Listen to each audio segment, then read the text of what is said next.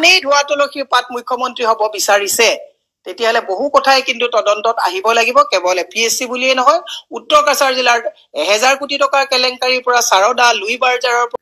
নমস্কাৰ, নতুন ভিডিঅ'লৈ আপোনালোক সকলোকে স্বাগতম জনাইছোঁ। বৰ্তমান সময়ত ৰাজনীতি ক'ত নাই, খোৱাৰ পৰা হোৱালৈকে সকলো টাইমতে ৰাজনীতি কৰিব পাৰি। বৰ্তমান সময়ত যিহেতু এপিএছচিক লৈ পুৰা সৰব চৰ্চা চলি আছে, সদনতো ইয়াক লৈ একদম তোলপাৰ লাগি আছে। বিশেষকৈ এই ক্ষেত্ৰত এপিএছচিৰ যিখন বিপ্লৱ শৰ্মাৰ প্ৰতিবেদন যিখন দিছিলে তাক লৈও কিন্তু বিজেপিয়ে বিশেষকৈ ৰাজনীতি কৰিবলৈ এৰা নাই।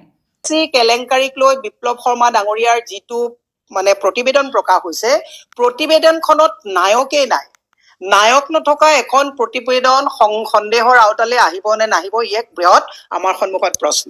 মোৰ আজি মনত পৰিছে, আমাৰ প্ৰাক্তন মুখ্যমন্ত্ৰী মাননীয় তৰুণ গগৈ ডাঙৰীয়াই নিষ্ঠা আৰু সততাৰে কৈছিলে যে দুজন শক্তিশালী ব্যক্তি বৰ্তমান যি দুজন বিজেপিত আছে, সেই মন্ত্ৰী দুজনে হাৰাশাস্তি কৰি ব্যতিব্যস্তি কৰি তেওঁলোকে ৰাকেশ পালক লৈ আহিছিলে।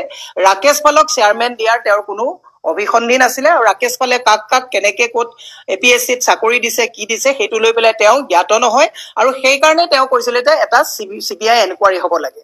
এতিয়া আমাৰ প্ৰশ্ন হ'ল, যদি মুখ্যমন্ত্ৰীগৰাকী সেই কেলেংকাৰীত জড়িত থাকিলেহেঁতেন তেওঁ নিজেই কেতিয়াও চিবিআই এনকুৱাৰী নিবিচাৰিলেহেঁতেন। এতিয়া আমি সংবাদ গোষ্ঠীলৈ এটা বিনম্ৰতাৰে অনুৰোধ, তৰুণ গগৈ ডাঙৰীয়াই চিবিআই এনকুৱাৰী বিচাৰি যিটো ভিডিঅ' দিছিলে, যিখিনি কথা কৈছিলে, এই ভিডিঅ'টো পুনৰ প্ৰচাৰ হ'ব লাগে। 1 2 নম্বৰৰ কথাটো হৈছে বিপ্লৱ শৰ্মা ডাঙৰীয়াৰ যিটো আগৰ আমাৰ অসম চুক্তিক লৈ 6 নং দফাক লৈ জনজাতি জনগোষ্ঠীকৰণক লৈ পেলাই যিখন প্ৰতিবেদন আছিলে সেইখনক গাপ দিয়া হ'ল।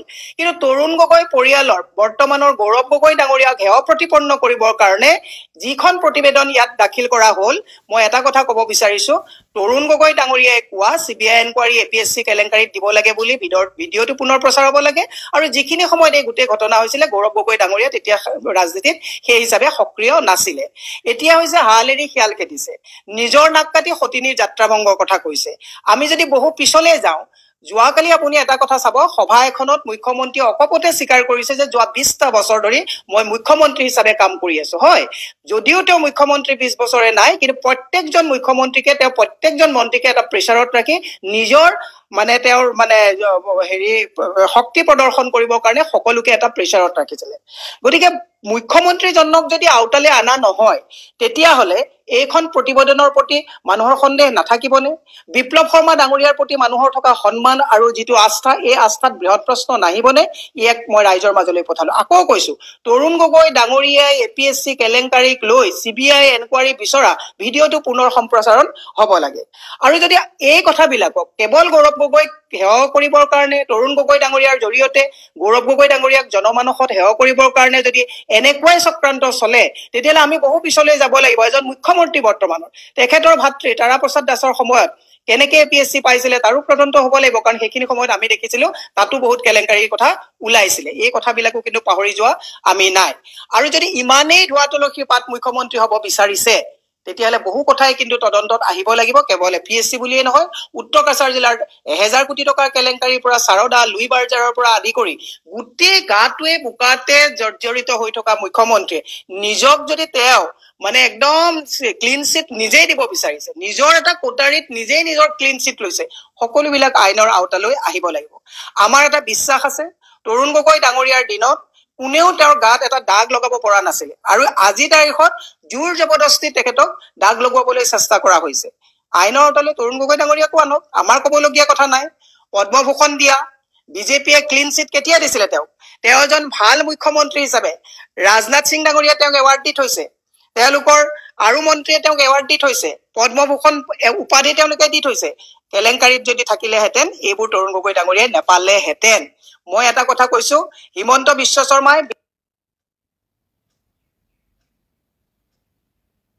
বিনাশ কালে বিপৰীত বুদ্ধি, এতিয়া কেঁচু খান্দিবলৈ যাওঁতে সাপ কিমান ওলাই আছে। দিলীপ শইকীয়া ডাঙৰীয়াৰ যিটো ভৱেশ কলিতাই তদন্ত কৰিছিলে, বিজয় গুপ্তা আৰু কোনোবা এজন, মই নামটো এই মাত্ৰকে পটককে পাহৰি গৈছো, কাৰণ ইমান এইকেইদিন খেলি মেলি হৈছে। তেওঁলোকে এই যে তদন্ত দিলীপ শইকীয়াৰ ওপৰত কৰিছিলে, তাৰ তদন্ত আওতালৈ আহিব নে নাহিব? আজি ৰাতিপুৱা দেখিলো দিবন ডেকাই কৈছে যে তেওঁলোকে এছআই কেলেংকাৰীত যিবিলাক হৈছিলে তাৰ তদন্ত আহিব নে নাহিব, আজি ফেচবুকত দেখিছো। গতিকে এটা কথা মই কৈছো, মানুহক প্ৰবচন দিয়াৰ আগত বেলেগলৈ আঙুলি টোৱাৰ আগত মুখ্যমন্ত্ৰীয়ে পাহৰি যাব নালাগে যে সৰ্বকালৰ স্বাধীনতাৰ পিছত সবতছে যদি দুৰ্নীতিত নিমজ্জিত হৈছে তেওঁই হৈছে প্ৰধান এজন দুৰ্নীতিত মানে নিমজ্জিত এজন মুখ্যমন্ত্ৰী যি এই কংগ্ৰেছৰ দিনত থাকোতেই তেখেতে তৰুণ গগৈ ডাঙৰীয়াক প্ৰেছাৰত ৰাখি 4-5টাকৈ চেনেল খুলিলে GS ৰোডৰ নিচিনা জেগাত তৰুণ গগৈ ডাঙৰীয়াই তেওঁক কিমান মৰম কৰিছিল মই এটা কথা কওঁ যে সেইখিনি সময়ত চেনেলৰ অনুমতি দিয়া নাছিলে কিন্তু তৰুণ গগৈ ডাঙৰীয়াই তেতিয়া দিগ্বিজয় সিং ডাঙৰীয়াক অনুৰোধ কৰি যে একো নাই ল'ৰাটোৰ উচ্চাকাংক্ষা আছে খুলিব মন গৈছে পাৰমিশন দিয়ক বুলি মৰম কৰিছিলে আৰু যিজন তৰুণ গগৈ তেওঁক মৰম কৰিছিলে যে মৃত্যুৰ পিছতো জীয়াই থাকোঁতে পিছফালৰ পৰা ডেগাৰ মাৰি পেলাই শেষ কৰিলে মৃত্যুৰ পিছতো তৰুণ গগৈ ডাঙৰীয়াক বাদ দিয়া নাই মই অসমৰ ৰাইজক এটা কথা কৈছো হিমন্ত বিশ্ব শৰ্মা কাৰো নহয় হিমন্ত বিশ্ব শৰ্মা এজন জিদ্দি মুখ্যমন্ত্ৰী হিমন্ত বিশ্ব শৰ্মাই যি কৰিছে নিজৰ কাৰণে নিজৰ পৰিয়ালৰ কাৰণে তেওঁ কৰিছে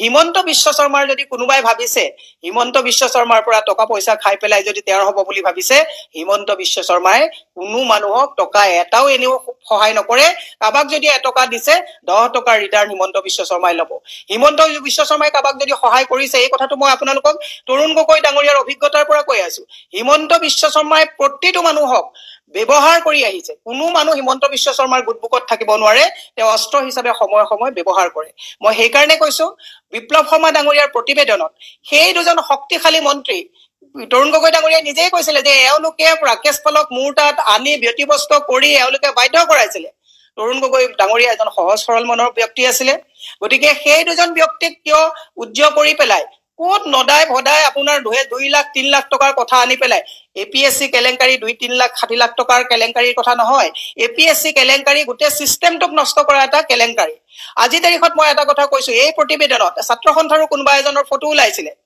ৰাকেশ পালৰ ডায়েৰীত ফণী শৰ্মাৰ নাম ওলাইছিলে চিকিমিকি তালুকদাৰ ল'ৰা APSC পাইছিলে নাম ওলাইছিলে প্ৰতিবেদনত এইবিলাক নামো যদি আহিছে ৰাজহুৱা কৰিব লাগে